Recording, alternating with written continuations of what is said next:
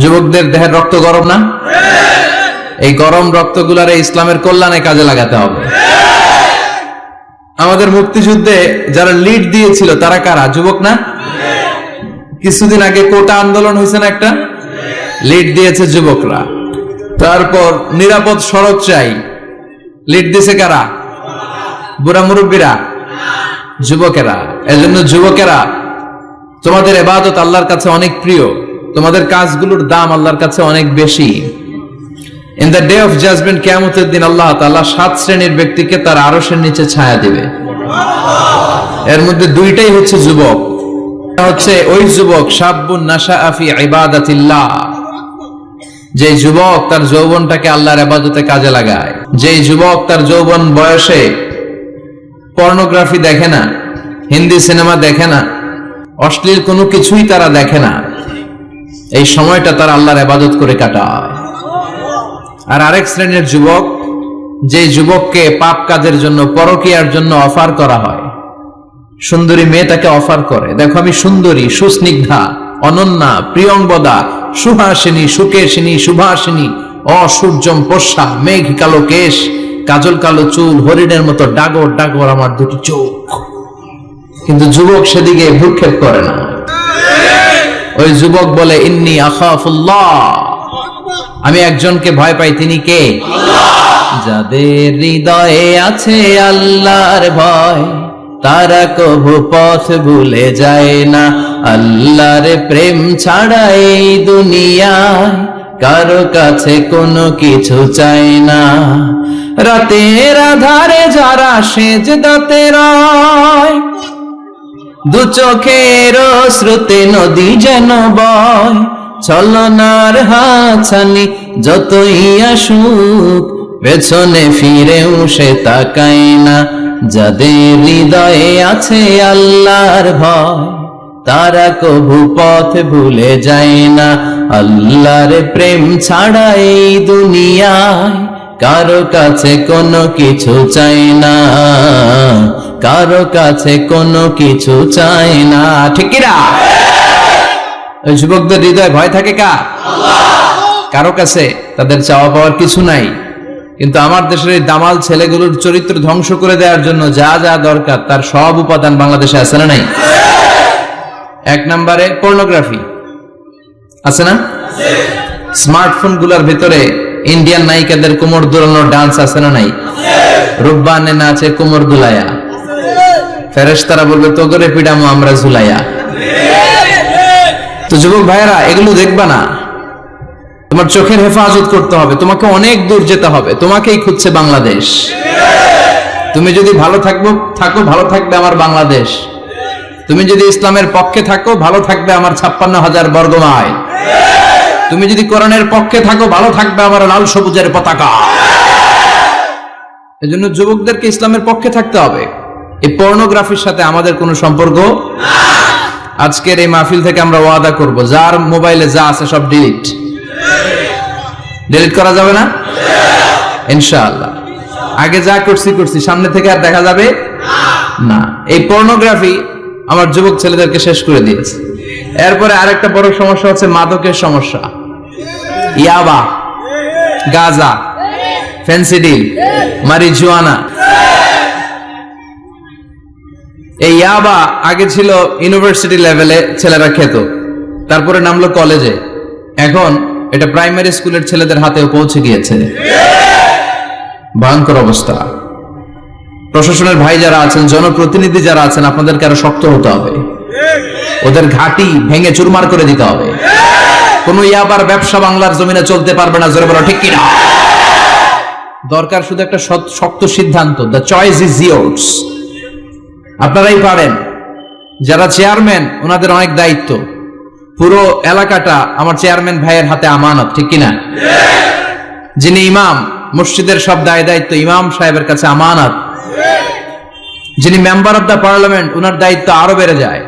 তার পুরো নির্বাচনী এলাকাটা তার কাঁধের উপরে আমানত। যারা মন্ত্রী, পুরো মন্ত্রণালয়ের কাজবাজ তার হাতে আমানত। যিনি এই 17 কোটি মানুষের প্রধানমন্ত্রী, তার কাছে পুরো বাংলাদেশটা আমানত। এজন্য যুবকদেরকে এই মাদকের সাথে যাতে পরিচয় না ঘটে এরকম একটা পরিবেশ বাংলাদেশে করতে হবে। তো এক নম্বরে এই মাদকের কারণে ছেলেরা নষ্ট হয়, এরপরে পর্ন ভিডিওর কারণে নষ্ট হয়, এরপরে নোংরা ছাত্র রাজনীতি আছে না নাই, তাদেরকে দিয়ে মারামারি কাটাকাটি এগুলোর মতো কাজে লিপ্ত করানো হয়। এটা ঠিক না। যুবকদেরকে পজিটিভ পলিটিক্স শেখানো উচিত। এদেশে পজিটিভ পলিটিক্স এর একটা ট্রেন্ড চালু করা দরকার, যেখানে মারামারি কাটাকাটি থাকবে না, মেধার ভিত্তিতে ক্যাডার নিয়োগ হবে, ঠিক কিনা? ছাত্র দলের নেতা হতে হবে ডক্টরেট করা, ছাত্রলীগের নেতা হতে হবে ডক্টরেট করা। যত ছাত্র রাজনীতির বড় বড় নেতারা আছে এরা শিক্ষিত হতে হবে, কারণ তারা আমাদেরকে পথ দেখাবে, তারা সামনে হাঁটবে, আমরা পিছনে পিছনে হাঁটবো, ঠিক কিনা? তো এই জাতীয় যে ইনকনসিস্টেন্সি আছে এগুলো থেকে আল্লাহ আমার দেশকে তুমি হেফাজত করো। আমাদের জনপ্রতিনিধি ভাইরা যারা আছেন ওনারা চাইলেই পারে, আমরা তাদের জন্য দোয়া করি, তারা যেন সত্যিকার অর্থে একটা সুজলা সুফলা শস্য শ্যামলা ডিজিটাল বাংলাদেশ আমাদেরকে উপহার দেয়। তাদের জন্য দোয়া আছে না নাই? যারা দেহের তাজা প্রাণ বিলিয়ে দিয়ে আমাদের জন্য বাংলা ভাষাটারে রেখে গেল, ওই ভাষা শহীদদের জন্য আমাদের দোয়া আছে না নাই? যারা ৭১ সালে মুক্তিযুদ্ধ করে দেশটারে স্বাধীন করলো, মুক্তিযোদ্ধা ভাইদের জন্য দোয়া আছে না নাই? যারাই এই দেশের জন্য কন্ট্রিবিউট করেছে তাদের সবার জন্য আমাদের পক্ষ থেকে দোয়া। আর যারাই দেশের শত্রু, যারাই দেশের বিপক্ষে, আমরাও তাদের বিপক্ষে জোরে কোন, ঠিক কিনা? এজন্য যুবক ভাইয়েরা তোমাদেরকে জ্বলে উঠতে হবে আপন শক্তিতে, ঠিক কিনা? মুমিনের ঈমান হতে হবে এমন ঈমান যেটা জ্বলে ওঠে, তাহলে বোঝা যাবে এটা আসল ঈমান, ঠিক কিনা? যে ঈমান প্রয়োজনে জ্বলে ওঠে না, যে ঈমান সত্য ন্যায়ের কথা বলে না, যে ঈমান প্রয়োজনে জ্বলে ওঠে না, যে ঈমান সত্য ন্যায়ের কথা বলে না, যে ঈমান বাস্তবে নাই, যে ঈমান অন্তরে নাই, মুখে শুধু ফাঁকা বলি, কি করে তারে বলো ঈমানে বলি, কি করে তারে বলো ঈমানে বলি, কি করে তারে বলো ঈমানে বলি, ঠিক কিনা? যে ঈমান ঈমানে ভুলে নাস্তিকতার মঞ্চে ওঠে, এরকম আছে না নাই? যে ঈমান বাতিল মতের দোসর হয়ে ফায়দা লুটে, যে ঈমান শুধুই কেবল খায় দায় আনন্দ করে, যে ঈমান দেখে না যে আরাকানে ভাইরা মরে, যে ঈমান ময়দানে নাই, যে ঈমান বাস্তবে নাই, মুখে শুধু ফাঁকা বলি, কি করে তারে বলো ঈমানে বলি, কি করে তারে বলো ঈমানে বলি, কি করে তারে বলো ঈমানে বলি, ঠিক কিনা? এজন্য ঈমান হতে হবে পাক্কা ঈমান। ঈমান জ্বলে উঠতে হবে বারুদের মতো, যদি অন্যায় দেখে চিল্লা এখন, ঠিক কিনা? আল্লাহ আমাদেরকে সেই অর্থে প্রকৃত মুমিন হওয়ার তুমি তৌফিক দাও। আজকের মাহফিলে আসতে পেরে আমরা খুশি না বেজার? আসুন আল্লাহর দরবারে আমরা ফরমালি শুকরিয়া জানাই, আমরা পড়ে নেই কালিমাতুশ শুকর, আলহামদুলিল্লাহ। অনেক আলোচক আপনারা দাওয়াত করেছেন, আলহামদুলিল্লাহ। যারাই এখানে কথা বলেছে নিঃসন্দেহে কোরআন থেকে বলেছে, কারণ আমাদের তাফসীরুল কোরআনের মাহফিলের সিলেবাস একটা, এটার বাইরে থেকে আমাদের কথা বলার সুযোগ আছে? আমরা যদি এখানে ত্রিপিটক থেকে কথা বলি, গীতা বাইবেল থেকে কথা বলি, রামায়ণ মহাভারত থেকে কথা বলি, আপনারা কেউ শুনবেন? আপনারা বলবেন যে হুজুর এই বইটা থেকে কথা বলেন। আমাদের সিলেবাস হচ্ছে কোরআন। চিৎকার করে বলতে হবে আমাদের সিলেবাস কি? কোরআন। এই কোরআন দিয়ে দেশের সব আইনগুলো হোক, আমরা চাই কি চাই না? এই কোরআনটা সংসদ ভবনে থাক, চাই কি চাই না? ক্যান্টনমেন্টে থাক, চাই কি চাই না? সচিবালয়ে থাক, চাই কি চাই না? দেশের প্রতিটি অঙ্গনে কোরআনের কথাগুলো ছড়িয়ে পড়ুক, কোরআনের আলোতে আমরা যেন আলোকিত হই। আল্লাহ বলেছেন, this is the book whereof there is no doubt in it and a guidance to those who are muttaqin। এটা এমন বই যে বই একটাও ভুল নাই, আছে? একটাও সন্দেহ নাই, আছে? এজন্য ছেলে মেয়েদেরকে কোরআন পড়াবেন, রাজি আছেন তো? কোরআন যেন প্রতিদিন আমাদের তেলাওয়াত হয়, একটি আয়াত হলেও যেন প্রতিদিন আমরা বঙ্গানুবাদ পড়ি। মাতৃভাষায় কোরআনটাকে বুঝতে হবে, এটা সবচেয়ে বড় ফরজ। বাংলা বুঝি না এমন কি কেউ এখানে আছেন? নাই। তো আমরা সবসময় এই বইটা থেকে কথা শুনি, এই বইটা সবার, এই বইটা বিএনপির ভাইদের, এটা আওয়ামী লীগের ভাইদের, এটা জাতীয় পার্টির ভাইদের, এটা জামাত ইসলামের, এটা পীরের মুরিদের, এটা তাবলীগের ভাইদের, এটা আস্তিকদের, এটা নাস্তিকদের, এটা হিন্দুদের। এটা আলাদা কারণ, এটা সবার। এই কিতাবটা হিন্দুদেরও কিতাব, ওরা পড়ে না তো আমি কি করব? ইসলাম এটা কি কুক্ষিগত আমার বাপের ধর্ম? সবার ধর্ম, সবার। ওরা মানে না তো আমি কি করব? বিশ্বনবী উনি সবার নবী। বিশ্বনবী কি শুধু আমাদের নবী? উনি হিন্দুদেরও নবী, উনি বৌদ্ধদেরও নবী, উনি অগ্নি উপাসকদেরও নবী, উনি নারীদের নবী, উনি পুরুষদের নবী, উনি আরবদের নবী, উনি অনারবদের নবী, উনি বিশ্ব নবী। স্বামী হিসেবে, বাবা হিসেবে, নেতা হিসেবে, সমাজ সংস্কারক হিসেবে, আইন প্রণেতা হিসেবে, সর্বোপরি একজন নবী হিসেবে মুহাম্মদ সাল্লাল্লাহু আলাইহি ওয়াসাল্লাম গোটা বিশ্বের মানুষের কাছে সুপারম্যান। সুপারম্যান ছিলেন তো, যে সবকিছু করে দেখাতে পারে আল্লাহর রহমতে। বিশ্বনবীকে তো আল্লাহ এই বরকত দিয়েছে, বিশ্বনবীর হাতে বরকত, পায়ে বরকত। বিশ্বনবী যদি কোনো বাচ্চার মাথায় হাত বুলিয়ে দিত, ওই বাচ্চার মাথার চুল বড় হয়ে যেত। এক ভণ্ড নবী আসলো, মুসাইলামাতুল কাযযাব, সে কয় আমিও নবী। সবাই কয় তাহলে তুমিও আমাদের বাচ্চার মাথায় হাত বুলায় দাও। মোহাম্মদ তো হাত বুলায় দিলে বাচ্চার মাথায় চুল বড় হয়। মুসাইলামা কয় নিয়ে আয় বাচ্চা। বাচ্চা নিয়ে আসছে, বাচ্চার মাথায় হাত বুলাই দিস, চুল তো বড় হয় না। আর মাথা ছিল আজীবন টাক মাথা। যে বাচ্চার মাথার মধ্যে এই বেয়াদবের হাত লেগেছে, ওই বাচ্চার মাথাটা আজীবন ছিল টাক, চুল বড় হবে তো দূরের কথা। কি বরকতের নবী!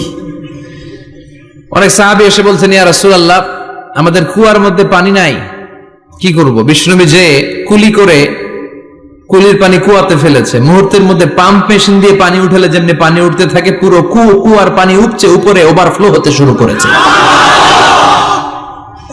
অনেক জায়গায় কুয়ার পানি লবণাক্ত, সাহাবারা খেতে পারে না। ইয়া রাসূলুল্লাহ, আমাদের কুয়ার পানি লবণাক্ত। বিশ্বনবী ওযু করে আবার কুলির পানি ছাড়লেন, মুহূর্তের মধ্যে লবণাক্ত কুয়ার পানি মিঠা পানিতে পরিণত হলো। যেখানে হাত দিয়েছেন ওখানেই বরকত আছে না নাই? এজন্য বিশ্বনবীর সুন্নাহ আছে, যেখানে আমরা আছি। আসলে আমরা সরাসরি কোরআনের দিকে যাই, কারণ এই কিতাবে অনেক বরকত। আমি আমার খুতবার শুরুতে আল কোরআন আল কারীমের 29তম পারার একটি সূরা, সূরাতুল ইনসান, এই সূরার একটি আয়াত তেলাওয়াত করেছি। এই সূরার আলোকে আজকের এই চমৎকার রজনীতে আমরা কিছু কথা শুনবো ইনশাআল্লাহ। পড়েন। এখন যেমনি আপনারা চুপচাপ, শেষ পর্যন্ত চুপচাপ থাকবেন তো নাকি ওঠা বসা করবেন না? তাহলে আদব নষ্ট হবে। আদব নাই তো কিচ্ছু নাই, আদব আছে তো সব আছে, ঠিক কি না? সূরার নাম হচ্ছে সূরাতুল ইনসান। সবাই বলেন সূরার নাম, আরো জোরে বলেন ইনসান। 29তম পারায় অবস্থিত। কোন পারায়? 31টা আয়াত। কয় আয়াত? এই সূরাটা মাক্কি সূরা। কি সূরা? বিশ্বনবীর জীবনে দুইটা পর্ব, একটা মাক্কি পর্ব আর একটা মাদানী পর্ব। হিজরতের আগে যে সূরা নাজিল হয়েছে এগুলো মাক্কি, হিজরতের পরে যা নাজিল হয়েছে এগুলো মাদানী। এটা বিশ্বনবীর হিজরতের আগে নাজিল হওয়ার সূরাগুলোর অন্তর্ভুক্ত, ঠিক কি না? ঠিক এতটুকু কথাবার্তা ক্লিয়ার না? এবার আসলে সামনে যাই। সূরাতুল ইনসানে শুধু সূরাতুল ইনসানের নাম নয়, এছাড়াও এই সূরার আরেকটা নাম আছে, সে নামটা হচ্ছে সূরাতুদ দাহার। হাফেজ আছো কারা কারা? দেখি হাত তোলো। অনেক আছে, মাশাআল্লাহ মাশাআল্লাহ। তো কিছু কিছু কোরআনে এই সূরাটার নাম লেখা থাকে সূরাতুল ইনসান, কিছু কিছু জায়গায় লেখা থাকে সূরাতুল দাহার, হিনুম মিনাত দাহার। যেহেতু প্রথম আয়াতে দাহারের কথা আছে, আবার হাল আতা আলাল ইনসান, ইনসানের কথাও আছে। এজন্য কোন নুসখাতে এই সূরার নাম সূরাতুল ইনসান, আবার কোন নুসখায় এই সূরার নাম সূরাতুল আদ-দাহার। এই সূরাটা বুখারীর বর্ণনায়, বুখারী সহিহ বুখারীতে এসেছে যে বিশ্বনবী সাল্লাল্লাহু আলাইহি ওয়াসাল্লাম জুমার দিন ফজরের নামাজের যে ফরজ 2 রাকাত, এই ফরজ 2 রাকাতের দ্বিতীয় রাকাতে এই সূরাটা বিশ্বনবী পড়তেন। প্রথম রাকাতে সূরাতুস সাজদা পড়তেন, আলিফ লাম মিম তানজিলুল কিতাব লা রাইবা ফি মির রাব্বিল আলামিন। প্রথম রাকাতে সূরাতুস সাজদা, আর দ্বিতীয় রাকাতে পড়তেন সূরাতুল ইনসান। সুবহানাল্লাহ পড়েন। ইনসান শব্দের অর্থ হচ্ছে মানুষ। ইনসান মানে কি? সবাই বলেন। আপনারা কি? আমরা কি? আমরা মানুষ। তো মানুষের নামে আল্লাহ কোরআনে সূরা দিলেন। এজন্য জিনেরা মাইন্ড করার সুযোগ নেই। জিনদের নামও সূরা আছে, কি নাম? সূরাতুল জিন। মানুষ হচ্ছে কোরআনের সেন্ট্রাল থিম, কেন্দ্রীয় আলোচ্য বিষয়। খুব ভালো করে খরগোশের মতো কানটা খাড়া করে শুনবেন। মানুষ হচ্ছে কোরআনের কেন্দ্রীয় আলোচ্য বিষয়, central theme of the holy Quran, subject matter, central subject matter of the holy Quran. কোরআনের কেন্দ্রীয় আলোচ্য বিষয় হচ্ছে কি? কথা বলেন। মানুষ। মানুষকে নিয়ে কোরআনে যত কথা, মানুষকে নিয়ে যত আয়োজন, সবকিছু মানুষকে নিয়ে। এজন্য মানুষই হচ্ছে কোরআনের কেন্দ্রীয় আলোচ্য বিষয়। চিল্লায় পড়েন আল্লাহু আকবার। এই পৃথিবীতে মানুষ হওয়া সবচেয়ে কঠিন, মানুষের বড় অভাব। অনেকে বলবেন, কি বললেন হুজুর, পৃথিবীতে প্রায় 600 কোটি মানুষ আর আপনি কোন মানুষের অভাব? আসলে 600 কোটি যা দেখা যায় এগুলো মানুষ না, এগুলো জনসংখ্যা। এজন্য বলা হয় বাড়ছে জনসংখ্যা, কমছে মানুষ। বাড়ছে কি কমছে কি? মানুষ সব মানুষ হতে পারে নাই, মানুষ হওয়া বড় কঠিন। এই কোরআন এসেছে মানুষের মতো মানুষ বানাতে। গরুর পেট থেকে যদি কিছু বেরোয় আমরা ওটারে বলে গরু, ছাগলের পেট থেকে বেরোলে ওটা ছাগল হয়ে যায়, কিন্তু মানুষের পেট থেকে বেরোলে ওটা মানুষ হয় না, ওটারে মানুষ বানাইতে হয়, ওটারে মানুষ করতে হয়, তাই না? আবার ছাগলকে কেউ কোনোদিন বলে না তুই ছাগলের মতো ছাগল হ, গরুকে কেউ কোনোদিন বলছে তুই গরুর মতন গরু হ, কিন্তু মানুষকে বলা হয় তুই মানুষের মতো মানুষ হ। কোরআন এসেছে আমাদেরকে মানুষের মতো মানুষ বানাতে, ঠিক কিনা? আসল মানুষের বড় অভাব, আসল মানুষের বড় সংকট। এই কোরআন এসেছে আমাদেরকে আসল মানুষ বানাতে। কোরআন এসেছে আমাদেরকে মানুষের মতো মানুষ বানাতে। এজন্য যে মা বাবারা চান আপনার ছেলে টেন্ডারবাজ না হোক, চাঁদাবাজ না হোক, 31st নাইটে মেয়েদের ওন্না ধরে টান না দেখ, ফ্যান্সি ডিলের টাকার জন্য আপনারা লাথি মেরে ঘর থেকে বের না করে দেখ, ওই মা বাবারা ছেলে মেয়েদেরকে একটা কিতাব পড়ায় দিবেন। কিতাবটার নাম কি? এই কিতাবটা পড়লে আপনার ছেলেরা শিক্ষিত বানাবে কে? আমি বলি teach your children the holy Quran, holy Quran will teach your children everything. আপনি আপনার ছেলেরা শুধু কোরআন শিখান, কোরআন আপনার ছেলেরা গোটা দুনিয়াটা শিখাই দিবে। কারণ কোরআনের প্রথম বাণী হচ্ছে পড়ো, educate yourself, educate your generation. নিজে শিক্ষিত হও, সভ্য হও, সিভিলাইজড হও। শিক্ষার কথা কোরআনে আছে না নাই? কোরআনের প্রথম শব্দটা কি? ইকরা। ইকরা মানে কি? সবাই বলেন প্রথম শব্দটা কি? আল কোরআনের প্রথম বাণী পড়ো, আল হাদিসে নবীর কথা পড়ো। আল কোরআনের প্রথম বাণী পড়ো, আল হাদিসে নবীর কথা পড়ো। পড়ে পড়ে শেখো, শিখে শিখে তুমি তোমার নিজের জীবন গড়ো। সুবহানাল্লাহ পড়ে। কোরআন পড়লে জীবন গড়া যায়, ঠিক কিনা? তাহলে এই কোরআনকে আল্লাহ তাআলা নাযিল করেছে আমাদেরকে মানুষের মতো মানুষ বানাতে। কি বানাতে? চিল্লায় বলেন মানুষের মতো মানুষ। মানুষের মতো মানুষ বানানোর জন্য আল্লাহ তাআলা এই কোরআনকে নাযিল করেছে। মানুষকে আল্লাহ এতটা শ্রেষ্ঠত্ব দিয়েছে, মানুষ যদি শ্রেষ্ঠ হয় মানুষ ফেরেশতাকে ছাড়িয়ে যায়, আর মানুষ যদি নিকৃষ্ট হয় তাহলে সে পশুত্বকেও হার মানায়। দলিল কি? দলিল হচ্ছে মেরাজ রজনীতে সাইয়েদনা জিবরাইল সিদরাতুল মুনতাহা পর্যন্ত গেলেন, ওইখান থেকে দুইটা ঝর্ণা বা নদী নেমে গেল। বিষ্ণু বললেন জিবরাইল এই নদী দুইটা কোন নদী? সাইয়েদনা জিবরাইল বললেন এই দুইটা নদী সিদরাতুল মুনতাহা থেকে পৃথিবীর দিকে নেমে গিয়েছে, আর একটা হচ্ছে ইরাকের ফোরাত নদী, আর একটা হচ্ছে মিশরের নীল নদী। এরপরে সাইয়েদনা জিবরাইল বললেন ইয়া রাসূলুল্লাহ, ইয়া হাবিবাল্লাহ, এই জায়গার নাম হলো সিদরাতুল মুনতাহা, এখানে একটা বড়ই গাছ আছে, এটা হলো আমার লাস্ট ডেস্টিনেশন, বর্ডার এরিয়া। এই বর্ডার এরিয়ার উপরে যাওয়ার ক্ষমতা আমার নাই। 1 ইঞ্চি উপরে গেলে আমার পাখাগুলোর জ্বালিয়ে সারখার করে দিবে কে? সৃষ্টির শুরু থেকে আজ পর্যন্ত যত নবীর কাছে আমি ওহী নিয়ে দুনিয়ার বুকে নাজিল হয়েছি গো নবী, এই সিদরাতুল মুনতাহায় কান লাগিয়ে আল্লাহর কথা শুনেছি। আজ পর্যন্ত আমিও আল্লাহরে দেখি নাই। নবী গো আমি তো আল্লাহরে দেখি নাই, এটা আমার লাস্ট এরিয়া। আমার যে দেখেন আপনি কোরআন নাজিল করে উপরের দিকে উড়াল দিতে, আমি উড়াল দিয়ে এখানে এসে বসে থাকি। সুবহানাল্লাহ পড়ো। এর উপরে আমি যেতে পারবো না, পাখাগুলো জ্বলে যাবে, যাওয়ার পারমিশন নাই। তবে আপনারে পারমিশন দিছে কে? আল্লাহ। আমি এইখানে দাঁড়িয়ে রইলাম, আপনার মিটিং আল্লাহর সাথে শেষ করে আপনি নেমে আসেন গো নবী। নবী যান, আপনার মিটিং এর জন্য, আপনাকে সারপ্রাইজ দেওয়ার জন্য আপনার অপেক্ষায় আল্লাহ অপেক্ষমান। সুবহানাল্লাহ। তার মানে ফেরেশতা যেখানে শেষ, বিশ্বনবীর খেলা এখানে শুরু, ঠিক কি না? জিব্রাইল ওখানে থেমে গিয়েছে, আর যেতে পারে না। জিব্রাইল যেখানে শেষ, বিশ্বনবীর যাওয়া শুরু। তার মানে মানুষ যদি শ্রেষ্ঠ হয়, সে ফেরেশতাকে ছাড়িয়ে যায়, আর মানুষ যদি নিকৃষ্ট হয় তাহলে সে পশুকেও হার মানায়, ঠিক কি না? আপনি কখনো শুনছেন একটা সিংহ আর একটা সিংহকে মারে? একটা বাঘ আর একটা বাঘকে মারে না, একটা হরিণ আর একটা হরিণকে মারে না, একটা হাতি আর একটা হাতিকে হত্যা করে না, কিন্তু একটা মানুষ আর একটা মানুষকে হত্যা করে না? আপনি কখনো শুনবেন না যে একটা বাঘ আর একটা বাঘকে হত্যা করে 10 টুকরা করছে? শুনছেন? একটা হাতি আর একটা হাতিকে মেরে 30 টুকরা করছে?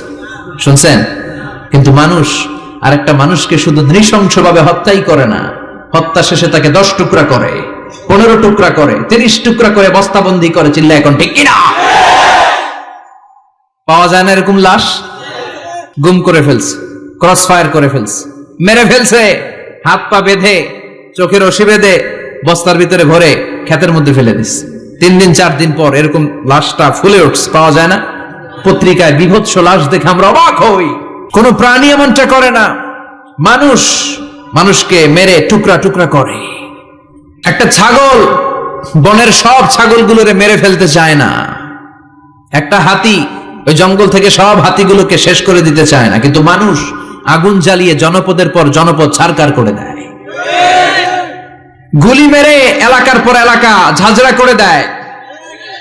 দ্বিতীয় বিশ্বযুদ্ধের সময় আমেরিকা জাপানের 2টা সিটিতে 2টা বোমা মেরেছে, হিরোশিমা নাগাসাকি। হিরোশিমাতে মেরেছে লিটল বয়, নাগাসাকি শহরে ফেলেছে ফ্যাট ম্যান। যে পাইলট গুলো বোমা মারতেছে নিচে, ওই পাইলট গুলো মানুষ না? মানুষ। আর যাদেরকে মারার জন্য মারতেছে তারাও কি মানুষ? মানুষ এতটাই নিকৃষ্ট হতে পারে, সে তার জনপদের সবাইকে ছারখার করে দেয়, তার গোষ্ঠীর সবাইকে মেরে ফেলতে কুণ্ঠাবোধ করে না। চিল্লা এখন ঠিক কিনা?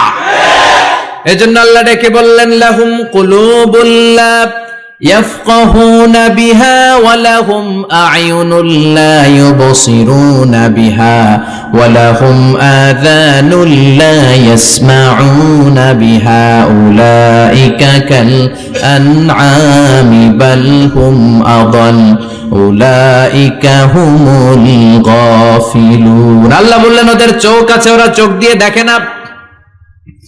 হৃদয় আছে, হৃদয় দিয়ে তার ভাইয়ের জন্য তার মায়া লাগে না। কান দিয়ে আকুতি চিৎকার এই কথাগুলো শুনতে পায় না। উলাইকা কাল আনআম, দেখতে এদের হাত আছে, পা আছে, চোখ আছে, দেখতে মানুষের মতো, আসলে এগুলো মানুষ না, এগুলো পশু। বালহুম আদাল, পশুর চেয়েও খারাপ, ঠিক কি না? এগুলো শুধু পশুই না, এগুলো পশুর চেয়েও খারাপ।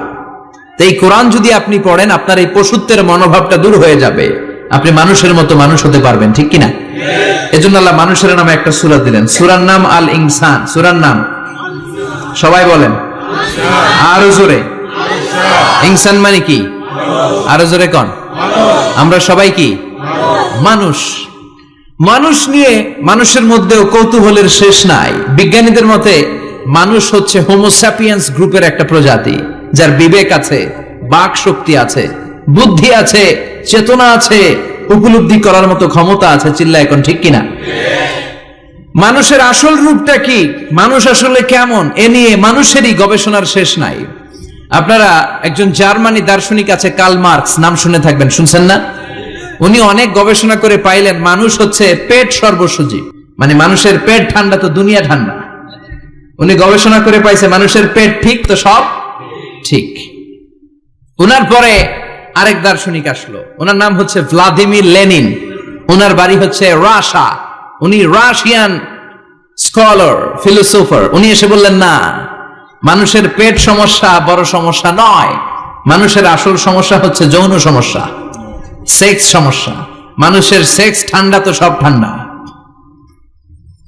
চার্লস ডারউইন, ইংল্যান্ডের আরেক দার্শনিক, উনি এসে বললেন তারা দুজন যা বলছে সব ভুল বলছে, মানুষের পেটের সমস্যা আসল সমস্যা না, মানুষের সেক্স সমস্যাও আসল সমস্যা না, আসলে মানুষ মানুষই না, মানুষ হলো বান্দর। মানুষ কি বানর থেকে সময়ের বিবর্তনে, কালের বিবর্তনে বানরগুলো মানুষ হয়ে গিয়েছে। মাথার তার যদি একটু ঢিলা হয়, যা হয় আর কি। তাহলে একদল বলে মানুষের পেটের সমস্যা বড় সমস্যা, আরেক বুদ্ধিজীবীরা বলে মানুষের খাদ্যের সমস্যা বড় সমস্যা, কেউ বলে যৌন সমস্যা বড় সমস্যা, আরেক আবাল বলে মানুষ মানুষ না, মানুষ হলো বান্দর। আল্লাহ বলে একটাও ঠিক কইতে পারে নাই, ঠিক কিনা?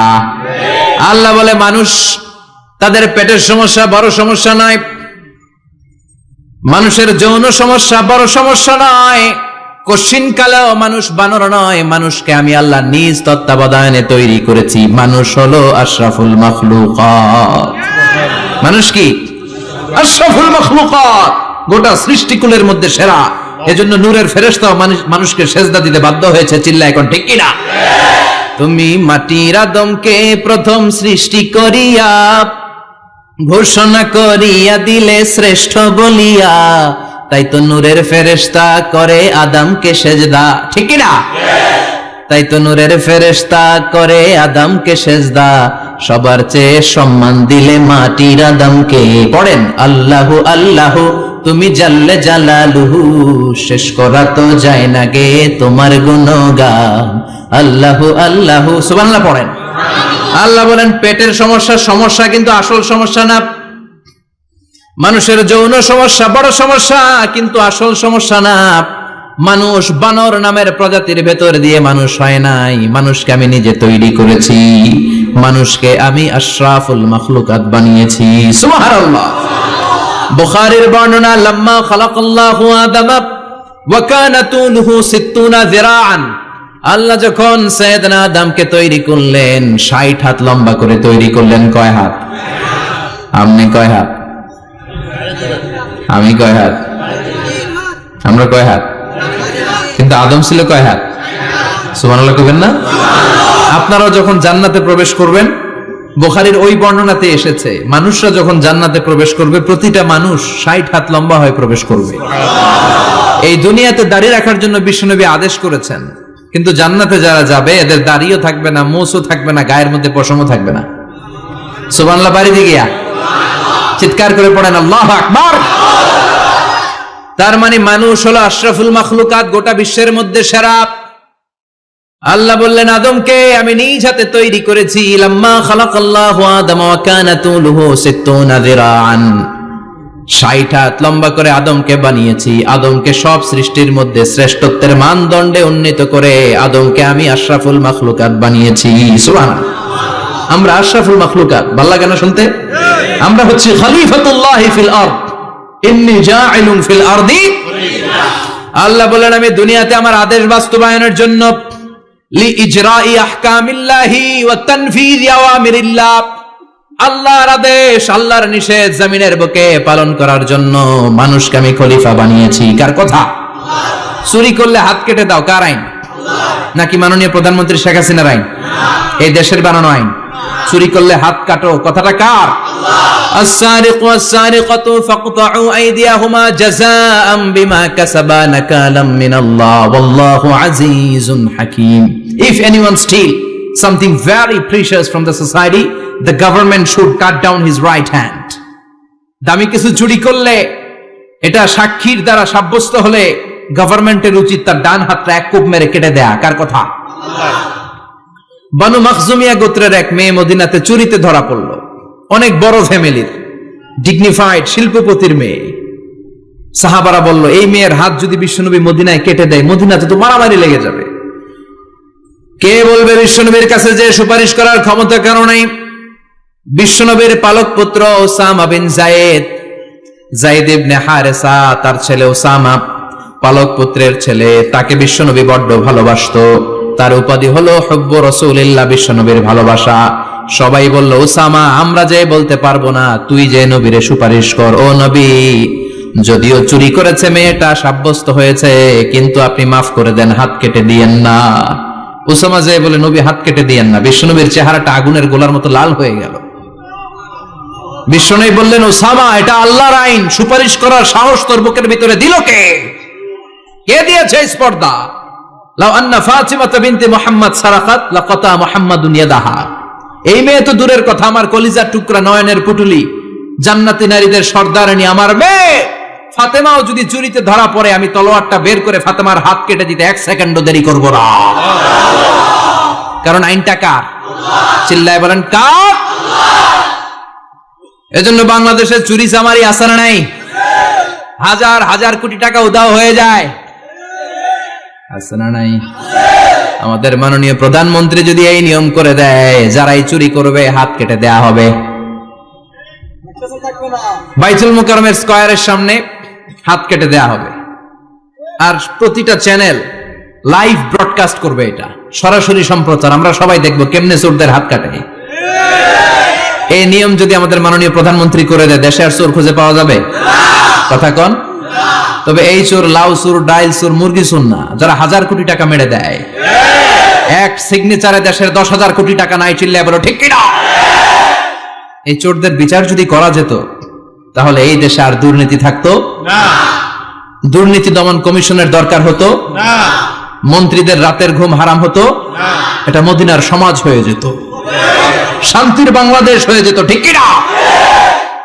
এজন্য আল্লাহ বললেন, গোলাম এই জমিনের ভেতরে চুরি করলে হাত কেটে দিবা, জিনা ব্যভিচার করলে ডেথ পেনাল্টি, ক্যাপিটাল পানিশমেন্ট, মৃত্যুদণ্ড, সর্বোচ্চ শাস্তি, ঠিক কিনা? এজন্য ইসলাম দিয়ে যদি আইন কায়েম করা হয়, 24 ঘন্টার আলটিমেটামে সব বিচার হয়ে যাবে, যেরকম, ঠিক কিনা?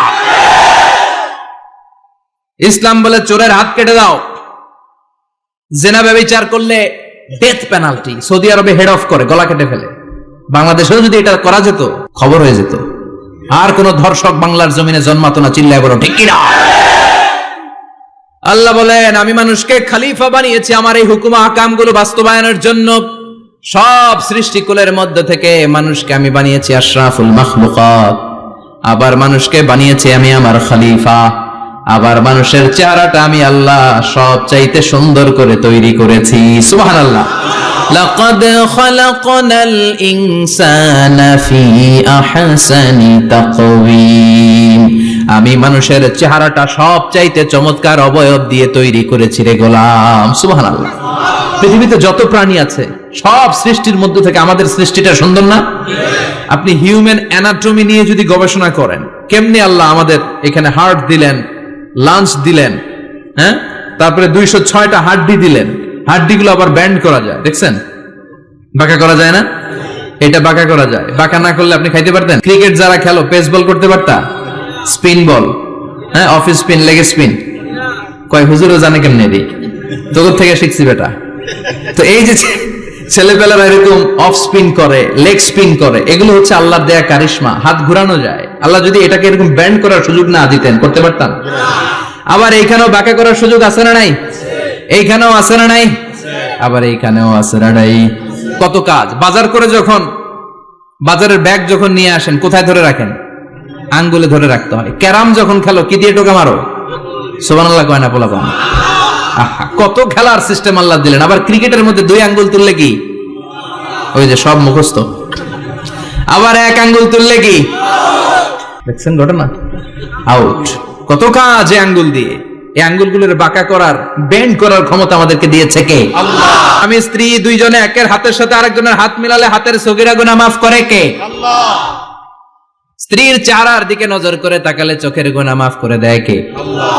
স্ত্রীর জন্য প্রতি মাসে যে খরচ দেন, এই টাকাগুলো সদকা দেওয়ার সওয়াব আছে না নাই? আছে। স্ত্রীকে যে দামি দামি ভ্যানিটি ব্যাগ কিনে দেন, এটা তো সওয়াব আছে না নাই? আছে। কক্সবাজারে ঘুরতে নিয়ে গেলে সওয়াব আছে না নাই? আছে। ফুল কিনে দিলে সওয়াব আছে না নাই? আছে। ভালোবাসার গান শোনাইলে সওয়াব আছে না নাই? আজকে পারবেন না শোনাইতে রাত্রেবেলা? পারবেন? পারবেন?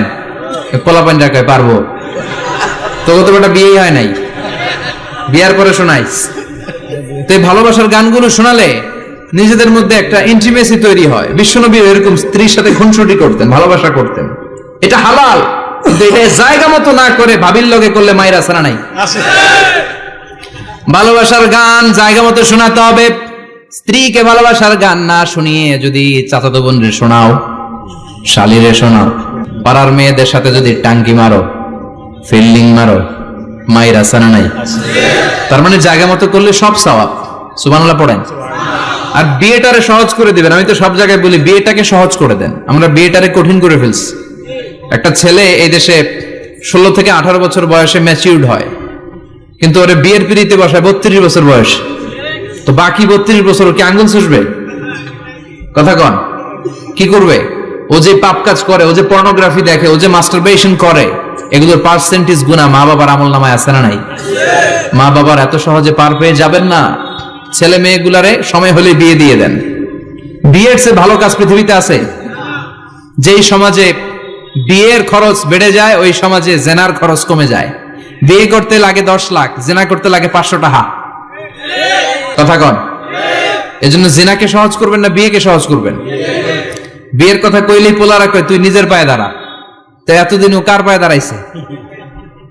সহজ করবেন তো? আল্লাহ তুমি বোঝার তৌফিক দাও। এরপর আল্লাহ বললেন আমি মানুষকে শুধু আশরাফুল মাখলুকাতি বানাই নাই, আমার খলিফাই বানাই নাই। মানুষের চেহারাটা শুধু আমি সুন্দর করে দেই নাই, গোটা বিশ্বের মধ্যে মানুষকে আমি সবচাইতে শক্তিশালী করেছি। সবচেয়ে শক্তিশালী কে? মানুষ। চিল্লায় বলেন শক্তিশালী কে? আল্লাহ যখন পৃথিবী বানালেন, মুসনাদে আহমদ ইবনে হাম্বলের বর্ণনা, পৃথিবী কাঁপাকাঁপি শুরু করলো। খালি কাঁপে, খালি কাঁপে। পৃথিবীর কাঁপাকাঁপি বন্ধ করার জন্য আল্লাহ পৃথিবীর মধ্যে 7টা টেকটনিক প্লেট বসিয়ে দিলেন। 7টা পাহাড়। 7 tectonic plates creates the mountain range on earth. এই 7টা প্লেট পৃথিবীতে এই পাহাড়গুলো উঁচু নিচু টিলা টপ্পর তৈরি করেছে। পৃথিবীব্যাপী যত পাহাড় আছে এই টেকটনিক প্লেটের কারণে। ওয়াজআলনাল জিবালা আওতাদা, পৃথিবী কাঁপতে শুরু করলো সৃষ্টির পর। পৃথিবীর কাঁপাকাঁপি বন্ধ করে দেওয়ার জন্য আল্লাহ পৃথিবীর ভেতরে পাহাড় ঢুকিয়ে দিলেন। পাহাড় পেরেকের মতো গেড়ে দেওয়ার পরে পৃথিবীর কাঁপাকাঁপি বন্ধ হয়ে যায়। সুবহানাল্লাহ। ফেরেশতারা অবাক হয়ে বলে মাবুদ, পৃথিবীর কাঁপাকাঁপি বন্ধ হলো কেমনে? আল্লাহ বললেন, ও ফেরেশতারা, পৃথিবীর মধ্যে আমি পাহাড়কে গেড়ে দিয়েছি। পাহাড় গেড়ে দেওয়ার কারণে পৃথিবীর কাঁপাকাঁপি বন্ধ হয়ে গেছে। ফেরেশতারা বললেন, তাই নাকি? পাহাড়ের এত বড় শক্তি। ইয়া রাব, হাল মিন খালকিকা আশাদ্দা মিনাল জিবাল, আপনার এই সৃষ্টিকুলের মধ্য থেকে পাহাড়ের চাইতে বেশি শক্তিশালী কিছু আছে নাকি? আল্লাহ বললেন, হ্যাঁ আছে। পাহাড়ের চাইতে শক্তিশালী হচ্ছে আল হাদিদ, মানে লোহা। পাহাড়ের চেয়ে শক্তিশালী কি? এই লোহার নামে কোরআনে সূরা আছে না নাই? সূরার নাম কি? কথা বলেন। وأنزلنا الحديد فيه بأس شديد।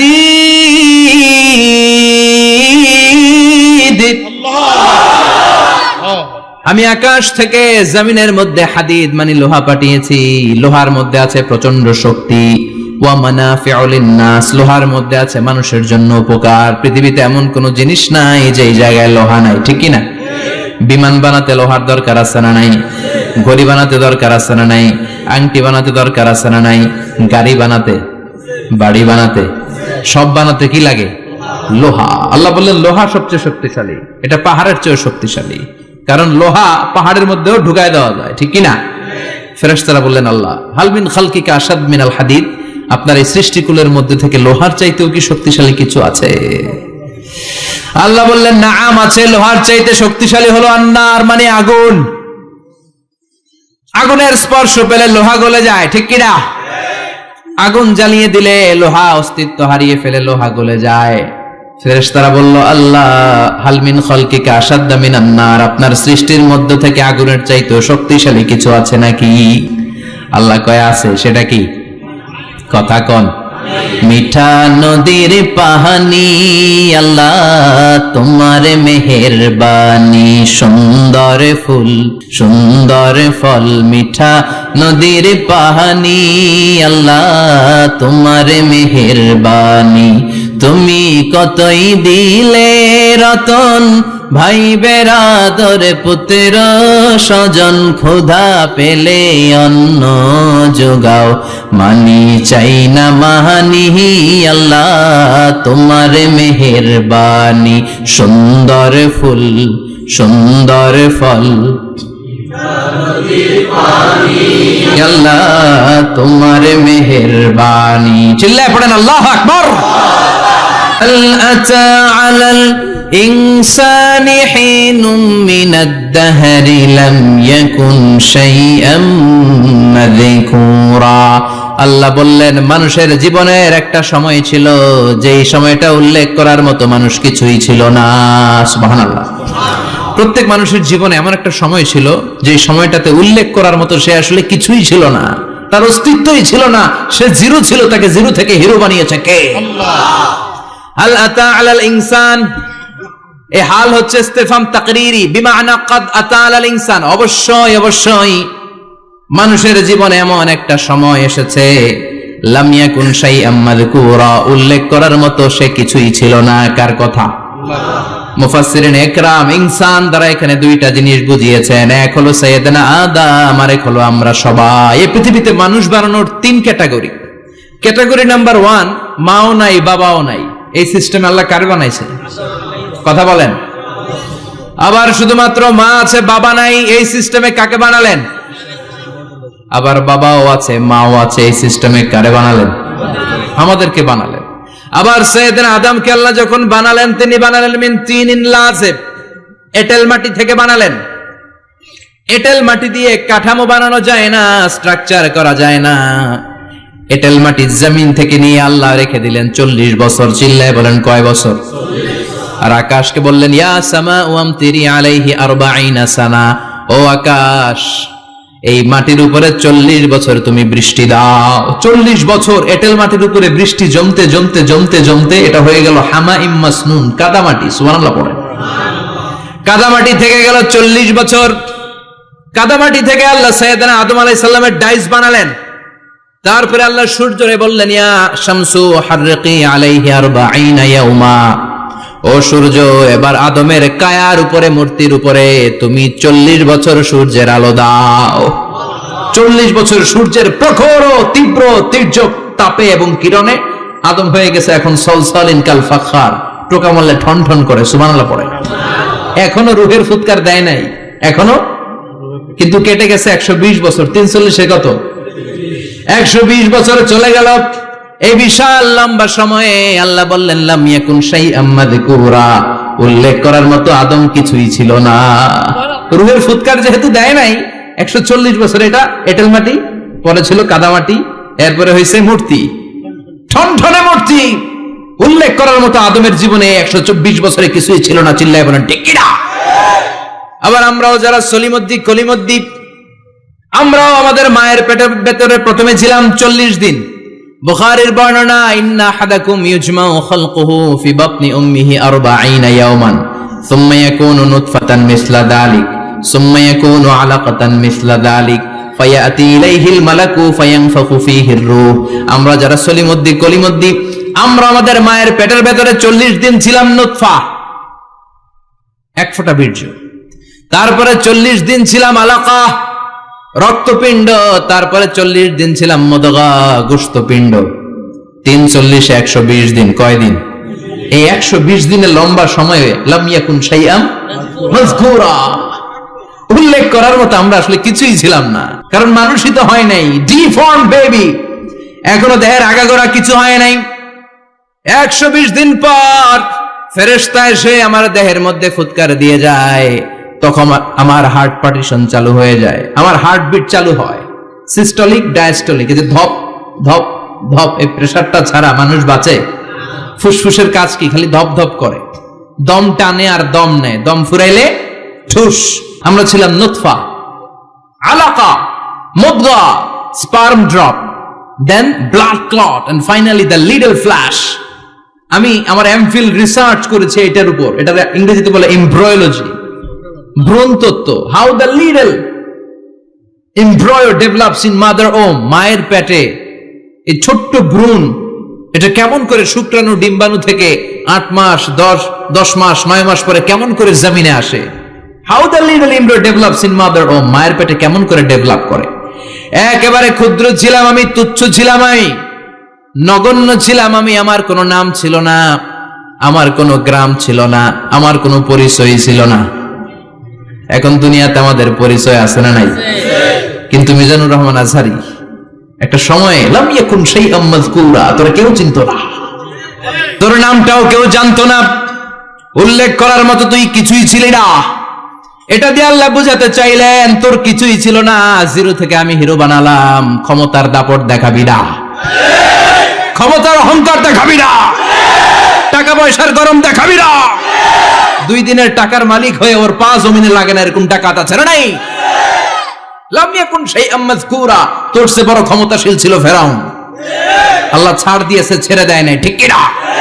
নমরুদরে ছাড় দিয়েছে, ছেড়ে দেয় নাই, ঠিক কি না? আবু জাহেলকে ছাড় দিয়েছে, ছেড়ে দেয় নাই, ঠিক কি না? এখনো যারা গদ্দারি করে, ইসলামের বিপক্ষে কথা বলে, ইসলামকে জমিনের ভিতর গেড়ে দিতে চায়, দেখা যায় আল্লাহ ওদেরকে ছাড় দেয় কিন্তু ছেড়ে দেবে না। চিল্লায় কও ঠিক কি না? পৃথিবীতে কেউ তো স্থায়ী হয় না, হোক না সে ফেরাউন কিবা নমরুদ। কেউ ভাবে চিরদিন রয় না, কেউ ভাবে চিরকাল রয় না। কেউ থাকতে আসে নাই, এত বড় বড় দাপটওয়ালারা সব শেষ। আমি তো প্রায় জায়গায় বলি আমি ফেরাউনের লাশটা নিজে দেখে এসেছি, যেহেতু আমি আল আজহার ইউনিভার্সিটির স্টুডেন্ট। 200 পাউন্ড লাগে দেখতে, আমি দেখছি ফ্রি। আমার আল আজহারের জামিআতু আল আজহার শরীফের একটা কার্ড ছিল, ওটা দেখাইলে সব ফ্রি, ফ্রিতে দেখে আসছি। আমি অবাক হয়েছি, এই লোকটার হুঙ্কারে মিশরের জমিন থার থার করে কাঁপতো, আজ করে শেষ করে দিছে কে? আল্লাহ। আজ আছে কাল নাই, ঠুস দম ফুরাইলে। এজন্য আল্লাহ বললেন হাল আতা আলাল ইনসানি হিনুম মিনাদ দাহরি লাম ইয়াকুন শাইআম মাযকুরা। মানুষের জীবনে এমন একটা সময় ছিল উল্লেখ করার মতো সে কিছুই ছিল না। আমরা যে কত ক্ষুদ্র ছিলাম আপনি কল্পনা করতে পারবেন না। ফালইয়ানযুরিল ইনসানু মিম্মা খুলিকা, খুলিকা মিম্মা ইন দাফিক ইয়াখরুজু মিন বাইনিস সুলবি ওয়াত তারাইব। বাবার পৃষ্ঠদেশ থেকে, মায়ের বক্ষদেশ থেকে দুইটা মিলিত হয়ে মায়ের জরায়ুর ভেতরে তোরে সেট করলো কে? আমরা ছিলাম শুক্রাণু। শুক্র চিনেন? স্পার। শুক্রও ছিলাম না আমরা, শুক্রাণু মানে শুক্রের অণু। ডিম্বও আমরা ছিলাম না, আমরা ছিলাম ডিম্বাণু মানে ডিম্বের। আরবিতে বলে আল বুয়াইদা আল উনসাউইয়া। 1 ফোঁটা বীর্যের ভেতরে, 1 ফোঁটা শুক্রের ভেতরে 20 কোটি অণু থাকা লাগে। ওই 20 কোটির একটা ছিলাম আমি। 20 কোটির একটা ছিলেন আপনি। উল্লেখ করার মতো আমি কিছুই ছিলাম না, আমরা কিছুই ছিলাম না। চিল্লা এখন ঠিক কি না? আল্লাহ বললেন লাম ইয়াকুন শাইআম মাযকুরা, কিছুই ছিল না। স্পার্ম ড্রপ আর ওভাম দুইটাকে মিলিয়ে আমি আল্লাহ করে ফেললাম জাইগোট। সেইটারে আমি বানালাম এমব্রয়ো, ভ্রূণ, ব্যাঙ্গাচির মতো। বর্ষাকালে বৃষ্টির পরে দেখবেন ব্যাঙের বাচ্চাগুলো খালি ছোটাছুটি করে, তাই না? কালো কালো দেখা যায় না? আমি আপনি আমরা প্রত্যেকে এরকম ব্যাঙের বাচ্চার মতো ছিলাম। হাত পা তো দূরের কথা, ব্যাঙের বাচ্চার মতো ছিলাম। মায়ের জরায়ুর দেয়ালে লেপ্টে ছিলাম।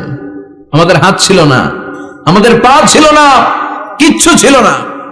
সেখান থেকে আল্লাহ আমাদেরকে বড় করতে লাগলেন। এরপরে আমরা হয়ে গেলাম ফেটাস, ডেভেলপড স্টেজ। 120 দিন পরে আল্লাহ তাআলা আমাদের রুহের ফুৎকার দিলেন, আমার হার্ট দিলেন, আমার লাংস দিলেন, আমার গল ব্লাডার দিলেন, আমার কিডনি দিলেন, আমার লিভার দিলেন, আমার ইন্টেস্টাইন দিলেন। আমার দেহের ভিতরে তিনি রক্ত ঢুকিয়ে দিলেন। আমার কলবের এই ধাক্কা ধাক্কি শুরু হয়ে গেল। আল্লাহ বললেন এই কলবটা সব চাইতে দামি অঙ্গ, কলবের মধ্যে জিকির ভরতে হবে কার? লা ইলাহা ইল্লাল্লাহ,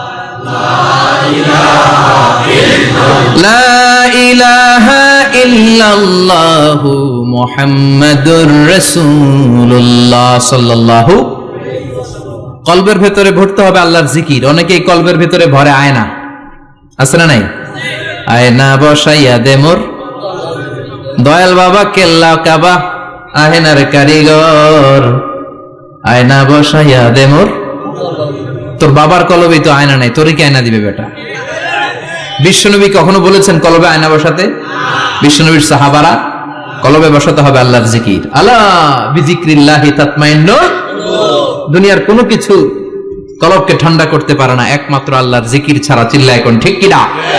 এজন্য আল্লাহ বললেন হাল আতা আলাল ইনসানি হিনুম মিনাদ দাহরি লাম ইয়াকুন শাইআম মাযকুরা। প্রতিটা মানুষের জীবনে এমন একটা সময় ছিল উল্লেখ করার মতো কিছুই ছিলাম না। এই আয়াতটা যখন ইসলামের প্রথম খলিফা বিশ্বনবীর ডান হাত সাইয়েদনা আবু বকর পড়তেন, তিনি শুধু কান্না করতেন, চোখের পানি ফেলতেন আর বলতেন লাইতাহা তাম্মাত, হায় হায় আমার পুরো জীবন যদি এভাবেই কেটে যেত। লাম ইয়াকুন শাইআম মাযকুরা, মায়ের পেটের ভিতরে যখন ছিলাম কিছুই যখন ছিলাম না, এরকমই যদি থাকতাম কতই না ভালো হতো। লা নাবতালি ওয়ালা নালিদ, জন্মগ্রহণ করতাম না, পরীক্ষার সম্মুখীন হতাম না, জীবনটা যদি এমনিই কেটে যেত কতই না ভালো হতো। এজন্য আল্লাহ বললেন প্রতিটা মানুষের জীবনে এমন একটা সময় ছিল উল্লেখ করার মতো সে কিছু ছিল না। এরপর আল্লাহ বললেন ইন্না খলাকনাল ইনসানা মিন নুতফাতিন আমশাজিন নাবতালি ফাজআলনাহু সামিআন বাসীরা, নিশ্চয় আমি মানুষকে জমাট বাঁধা মিশ্রিত নতফা থেকে তৈরি করেছি। বাবার শুক্রাণু মায়ের ডিম্বাণু দুইটাকে মিলিয়ে দিল কে? জরায়ের ভিতরে সেট করলো কে? আল্লাহ বললেন ফি কারারিম মাকিন, গোপনতম প্রকোষ্ঠে, যেই প্রকোষ্ঠে কোনো কবিরাজি কাজে লাগে নাই, কোনো ডাক্তারের ডাক্তারি কাজে লাগে নাই, কিন্তু 9টা মাস ধরে খাবার পানি আর অক্সিজেন তুলে দিছে কে? আল্লাহ। আবার আল্লাহ বললেন ফি যুলুমাতিন সালাস, 3টা প্যাকেট পড়িয়ে তোরে আমি রেখেছি, যতটুকু টেম্পারেচারে রাখলে তুই বেঁচে থাকবি ততটুকু টেম্পারেচারে তোরে রেখেছে কে? এজন্য আল্লাহ বললেন মিন নুতফাতিন আমশাজিন নাবতালি, তারপরে তোকে আমি পরীক্ষা করতে শুরু করলাম দুনিয়ায়। দুনিয়াতে আমাদের জন্য পরীক্ষা আছে না নাই? যে আল্লাহর কাছে যত প্রিয় তার পরীক্ষাও তত আশাদ্দুন নাসি বালাআন আল আম্বিয়া, দুনিয়ার মধ্যে সবচাইতে বেশি আল্লাহ পরীক্ষা করেছেন নবীদের, ঠিক কি না? সাইয়েদনা ইউসুফ আলাইহিস সালাম 10 বছর জেলে বন্দী ছিলেন, বিশ্বনবী 3 বছর জেলে বন্দী ছিলেন। শিয়াবে আবি তালেবের জেলখানায় বিশ্বনবী ছিলেন কি ছিলেন না? এজন্য জেল জরিমানা মুমিন ভয় পায় না, ঠিক কি না? আল্লাহ বললেন নাবতালি, তোকে আমি পরীক্ষা করব ভয় দিয়ে, ক্ষুধা দিয়ে, সম্পদের হানি ঘটিয়ে, প্রাণ নাশের হুমকি দিয়ে। ইসলামের কথা বলা এত সোজা না। আপনি ইসলামের কথা বলবেন, আপনার বিরুদ্ধে ষড়যন্ত্র আছে না নাই? কিন্তু এগুলো দেখার আমাদের সময় আছে নাকি? আমরা কোরআনের কথা বলেই যাব, কোরআনের শান্তির বাণী বিশ্বব্যাপী আমরা ছড়িয়েই দিব, ঠিক কি না? আল্লাহ বললেন সামিআন বাসীরা, এরপরে তোরে আমি চক্ষুষ্মান বানালাম, তোকে আমি কান দিলাম, চোখ দিয়ে দেখার সুযোগ দিলাম। চোখ আমাদেরকে দান করেছে কে? এই দুটি চোখ দিয়েছ বলে দেখি যে কত অপরূপ, নয়নাভিরাম খেতে খামারে জুড়াই জ্বালা বিধুরুধু, তোমারে দেয়া চোখের শুকুর জানাবো তার ভাষা কই, যতই দেখি ততই যেন পলক ছাড়া চেরই, ঠিক কি না? নেয়ামত আর নেয়ামতেই দু চোখ দিয়ে দেখি। এজন্য আল্লাহ বললেন আলাম নাজআল লাহু আইনাইনি ওয়া লিসানান ওয়া শাফাতাইনি ওয়া হাদাইনাহুন নাজদাইন। ও বান্দা, তোরে কি আমি চোখ দেই নাই? তোরে কি আমি জিহ্বা দেই নাই? ঠোঁট দেই নাই? চোখ দিয়েছে কে? আল্লাহ। কখনো ভাবছেন কি নিয়ামত নিয়ে আমরা ঘুরে বেড়াই? যার চোখ নাই সে জানে চোখ না থাকার কি জ্বালা। 2 মিলিমিটার ডাইমেনশনের ছোট্ট চোখ নিয়ে আমার ভাইরে আমি যেমনে দেখি, আবার দূরের সূর্যের দিকে তাকালো একই অ্যাঙ্গেলে দেখি, ঠিক কি না? ক্যামেরার মধ্যে অনেক দূরের জিনিস দেখা যায় না, কিন্তু এই চোখ দিয়ে লক্ষ কোটি মাইল দূরে থাকা তারা নক্ষত্রগুলোকেও দেখা যায়, ঠিক কি না? এই ক্যামেরার ভেতরে জুমিং পাওয়ার যদ্দূর আছে, কমসে কম তার 20 গুণ জুমিং পাওয়ার আল্লাহ চোখের ভেতরে দিয়েছে। ক্যামেরাতে যে পরিমাণ মেগাপিক্সেল আছে তার চেয়ে কয়েকশো গুণ বেশি মেগাপিক্সেল আল্লাহ চোখের ভেতরে ঢুকিয়ে দিয়েছে। আমরা যখন কোনো জিনিসের দিকে তাকাই, একটা লাইট এসে রিফ্লেক্ট করে, সেটা আবার ব্যাক করে আমার চোখের পেছনে রেটিনা থাকে। কি থাকে? এই রেটিনাতে যে নক করে, নক করার সাথে সাথে ওই আলোটাকে ইলেকট্রিক্যাল সিগন্যালের মাধ্যমে ট্রান্সমিট করে এটা ব্রেইনের একটা এরিয়া আছে, ভিজুয়াল এরিয়া, ভিশন এরিয়া, ওই ভিজুয়াল এরিয়াতে পাঠায়। তখন মুহূর্তের মধ্যে আমরা এটা দেখে ফেলি। এই দেখার জন্য কত কিছু হয়ে গেল, কিন্তু আমরা টের পাই না। 1 সেকেন্ডের কয়েক হাজার ভাগের কম সময়, 1 মাইক্রোসেকেন্ড, তারও কম সময় 1 ন্যানো সেকেন্ডে আমরা তাকাই আর দেখি। কোন সুবহানাল্লাহ। আবার আল্লাহ কান দিলেন, সাউন্ড ওয়েভ তৈরি হয়, শব্দ তরঙ্গ আমাদেরকে শুনতে সাহায্য করে, এগুলোকে বলে ইয়ার ক্যানেল। এই ক্যানেলের ভেতর দিয়ে ঢুকে। অনেকে বলে এই পেছানো পেছনে এগুলো আল্লাহ দিল কেন? মা খালাকতা হাযা বাতিলা, আল্লাহ কোনো কিছু এমনি এমনি দেয় নাই। সুবহানাল্লাহ পড়ে, এমনি এমনি না। এই যে কানের ভেতরে পেছনে পেছনে এগুলো আমরা যেন ঠিকঠাক ভাবে শুনতে পাই, এজন্য দিয়েছেন। সাউন্ড শব্দ তরঙ্গটা এসেই এই ক্যানেল দিয়ে ঢুকতে হয়। আপনি কান কেটে যদি কান কাটা রমজান হয়ে যান, কিচ্ছু শুনতে পাবেন না। কান কাটা রমজান শুনছেন? ছোটবেলা আমরা শুনতাম কান কাটা রমজান। তো এই কান যদি আপনি কেটে দেন, আপনি কিন্তু কিছু শুনতে পাবেন না। এটা এয়ার ক্যানেল। এই ক্যানেল দিয়ে ঘুরে ঘুরে ঢুকতে হবে ভিতরে। ঢুকেই এয়ার ড্রাম আছে, এয়ার ড্রামে এটা নক করে। মানবদেহের সবচেয়ে 206টা হাড্ডির মধ্যে থেকে সবচেয়ে ছোট সাইজের হাড্ডি থাকে কানের ভেতরে। এটার আবার 3 ভাগ, outer air, middle air, the inner air. 3টা স্টেজ পার হয়ে এটা ব্রেনের ভেতরে হেয়ারিং নার্ভ আছে, শুনবার জন্য যে স্নায়ু আল্লাহ তৈরি করেছে, ওই স্নায়ুতে যে নক করে। এই নক করা মাত্রই আমরা শব্দটা শুনতে পাই। সুবহানাল্লাহ পড়বেন না? আল্লাহ বললেন ওয়ালাকাদ আহিদনা ইলা আদামা মিন ক্বাবলু ফানাসিয়া ওয়া লাম নাজিদ লাহু আজমা। আমি আমার প্রথম মানুষ, প্রথম নবীকে একটা আদেশ করেছিলাম, কিন্তু আদেশ পালন করতে আদম সেটা ভুলে গেছে। ওয়ালাম নাজিদ লাহু আজমা, এই আদেশ পালনে তাকে আমি দৃঢ় চিত্ত পাই নাই। পাইবো কেমনে? ভুলে গেছে।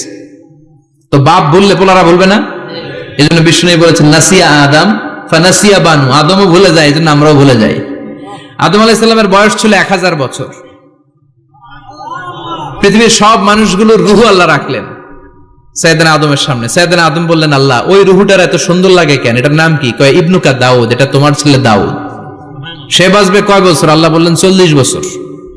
সাইয়েদনা আদম বললেন, আল্লাহ জিদ মিন উমরিহি, একটু বয়স বাড়ায় দেন না। আল্লাহ বললেন রুফিআতিল আকলাম ওয়া জাফফাতিস সুহুফ, কে কত বয়স পাবে আদম এটা তো লেখা ফেলাইছি, তো চেঞ্জ করা যাবে না রে আদম। সাইয়েদনা আদম বললেন, আল্লাহ আমার 1000 বছরের দরকার নাই, আমার 1000 থেকে 60 নিয়ে আমার ওই ছোট্ট ছেলেটারে দাউদ রে আপনি 40-এর সাথে 60 মিলাই 100 করে দেন। আল্লাহ বললেন ঠিক আছে করে দিলাম, তাইলে তুই কিন্তু বাঁচবি 940 বছর। 1000 থেকে 60 বাদ দিলে কত? সাইয়েদনা আদম পৃথিবীর বুকে আসলেন 940 বছরের পর। মালাকুল মাউত এসে হাজির। আদম আলাইহিস সালাম বললেন, আপনি কে? আমি মালাকুল মাউত। কি জন্য আসছেন? কয় জিইতু আন আকবাদা রূহাক, আপনার রূহ কবজ করতে আসছি। কয় কেন আসছেন? কয় আপনার 940 বছরে হায়াত শেষ, রূহ নিয়ে যাব। কয় না, আমি বাঁচুম 1000 বছর। মালাকুল মাউত বলে, আরে আপনি তো 60 বছর দান করে আসছিলেন রূহের জগতে, ছেলেরা দেখে খুশির ঠেলায় 60 বছর দিয়া দিছেন আদমকে। আমার মনে নাই, ভুইলা গেছি, ভাগো, আমি আরো 60 বছর বাঁচুম, ভুইলা গেছি। নাসিয়া আদম ফানাসিয়া বানু, আমরাও ভুলে যাই, এরকম আছে না নাই? খাইয়েও কয় খাই নাই, নিছিলাম পকেটে কয় নেই নাই, দিছিলাম কয় দেই নাই, আছে না নাই? বিশ্বনবীও মাঝে মাঝে এরকম ভুলে যেতেন। কদরের রাত বিশ্বনবী বলেছেন রমজানের শেষ দশকের বেজর রাতে তালাশ করো। 21, 23, 25, 27, 29। আমাদের দেশে শুধু ঘটা করে 27 রমজান পালন করে। আপনি 27 তারিখে আবাদত করলেন, বাকি 4টা অড নাইট বেজর রাতে যদি আবাদত না করেন, হতে পারে ওই বছরের কদর ছিল 21-এর রাতে, হতে পারে না? তখন আপনি কপাল পোড়া, সব শেষ। এজন্য বুদ্ধিমানের কাজ হচ্ছে সবগুলা বেজর রাত্রিতে সমান তালে আবাদত করা।